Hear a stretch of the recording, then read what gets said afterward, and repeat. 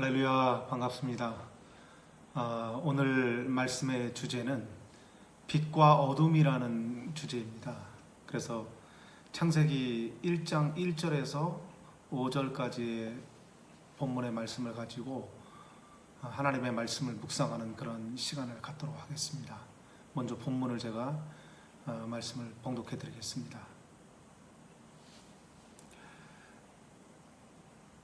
하나님이 가라사대 빛이 있으라 하심에 빛이 있었고 그 빛이 하나님의 보시기에 좋았더라.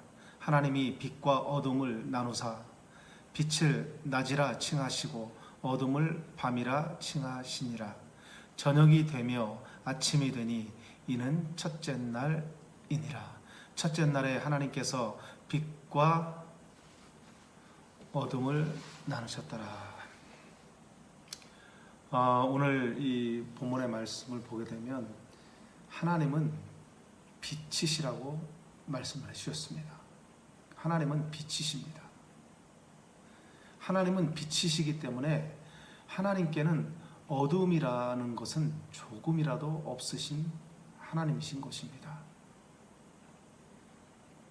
하나님 자신을 이렇게 표현하실 때도 하나님은 빛이라 이렇게 표현을 했는데, 그 가운데 그 미가서 7장 8절 말씀에도 보면 하나님 자신을 표현하실 때도 하나님은 빛이시라고 이렇게 표현을 하셨습니다.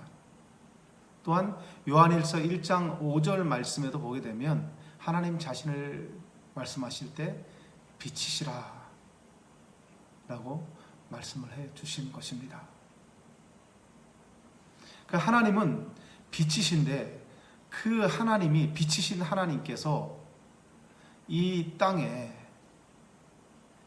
오시려면 어떻게 해야 되겠습니까? 그 빛이신 하나님이 빛으로 만약에 우리에게 오셨다고 한다면 그 하나님을 우리가 알아볼 수 있겠습니까? 못 알아봅니다. 그리고 죄인된 인간이 죄의 대가를 지불을 해야 되는데, 죄의 대가를 지불을 하기 위해서는 죄 없는 분이 저와 여러분들을 위해서 죽으셔야 된다라고 하는 것입니다. 그러면 그 하나님이, 죄 없는 그 하나님이 우리를 위해서, 빛이신 그 하나님이 우리를 위해서 죽으시려면 육체를 입고 이 땅에 오셔서 저와 여러분들을 위해서 피를 흘리셔야 된다라고 하는 것입니다.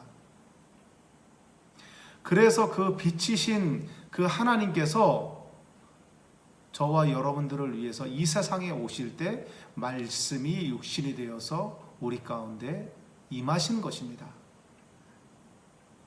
그런데 요한복음 1장 말씀을 보게 되면 그 빛이신 하나님께서 육체를 입고 우리 가운데 오셨습니다. 그분이 바로 예수 그리스도이십니다. 근데 그분께서 우리에게 오셨는데 빛이 어두움에 빛이되 어두움이 깨닫지 못하더라 라고 말씀해 주고 있습니다. 복음의 빛을 증거할 때, 우리가 복음을 증거할 때마다 복음을 받아들이는 사람이 있는 반면에 복음을 받아들이지 않는 사람들도 있습니다. 그게 왜 그러냐면, 복음을 받아들이는 사람들은 이미 그 마음의 문이 열린 사람들입니다. 그런데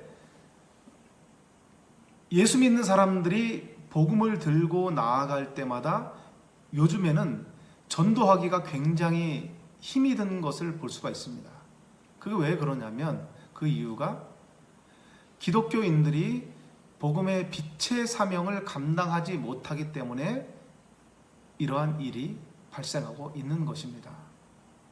교회에서 그 빛의 사명을 감당한다고 한다면 세상 사람들도 마음의 문을 열 것입니다.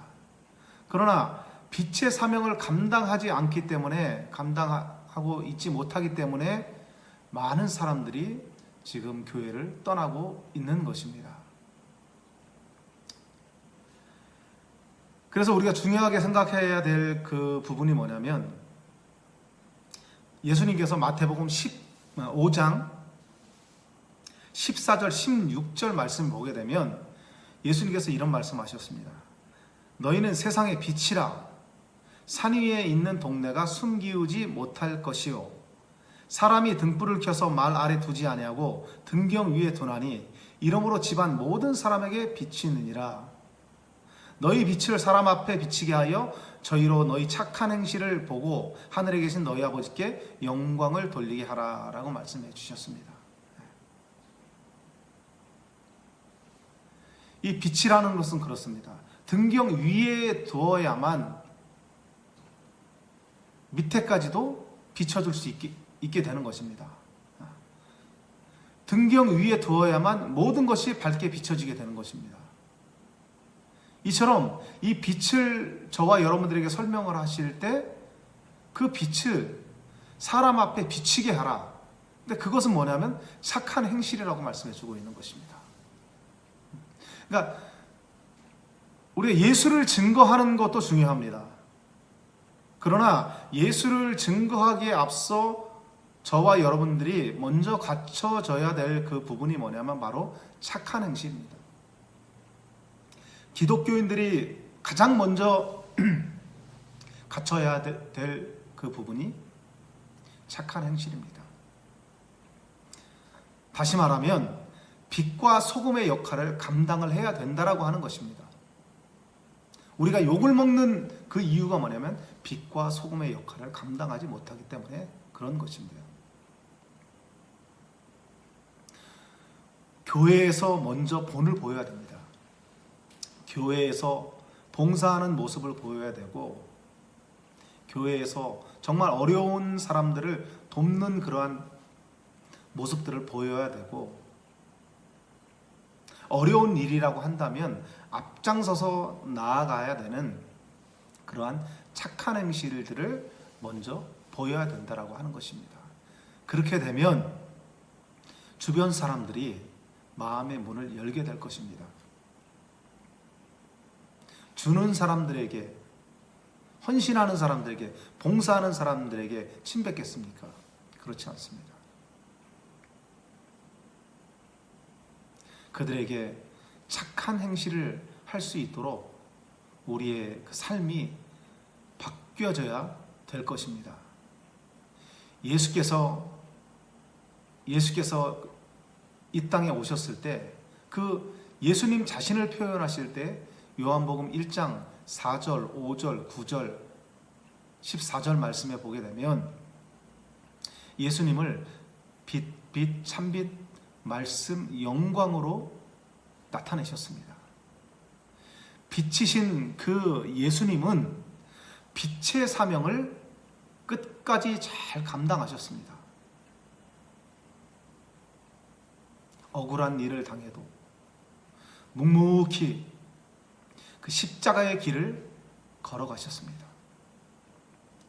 그리고 눌린 자, 갇힌 자, 고통당하는 자를 그들을 구원하셨습니다.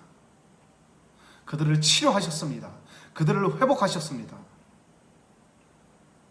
그것이 예수께서 이 땅에 오셔서 예수님이 하신 그러한 사명인 것입니다. 빛이라고 하는 것은 그 빛의 길을 예수님이 그 걸어가셨던 그러한 삶은 저와 여러분들이 똑같이 그 길을 걸어갈 수 있도록 예수께서 이미 그 모습을 저와 여러분들에게 나타내 주신 것입니다.